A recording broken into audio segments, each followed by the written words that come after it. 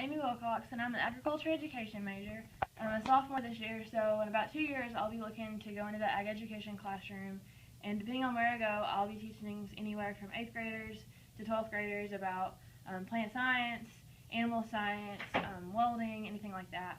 So I've always been a little bit interested in moral development, and so has my group. I have a background in FFA, and I facilitate leadership conferences as a kind of a part-time job with students. So that was kind of why I was interested in it. So this little background, what is moral development exactly? Moral development is a topic of value in psychology and education.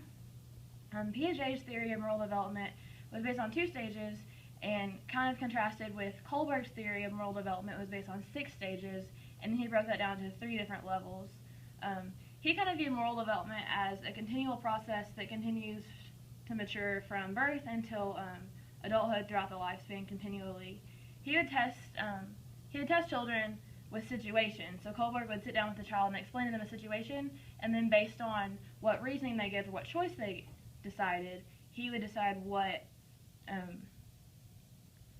process or what stage of moral development he would place them in.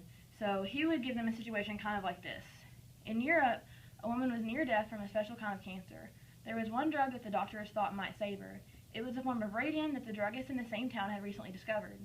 The drug was expensive to make, but the druggist was charging 10 times what the drug actually cost him to make. He paid $200 for the radium, but was charging $2,000 for a small dose of the drug.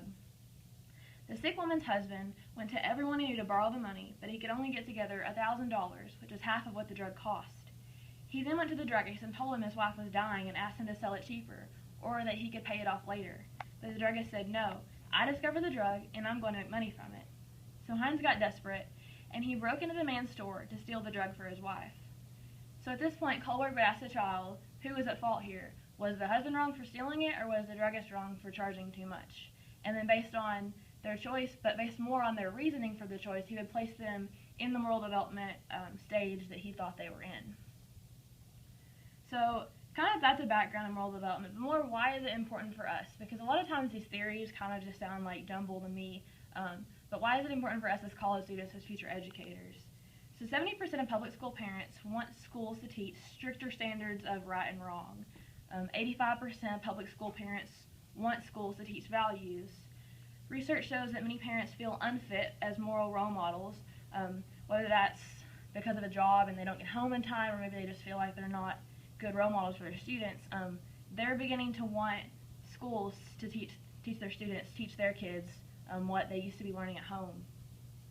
So because of all of this, a billion-dollar character education industry has been created. Some schools use community service to teach students values.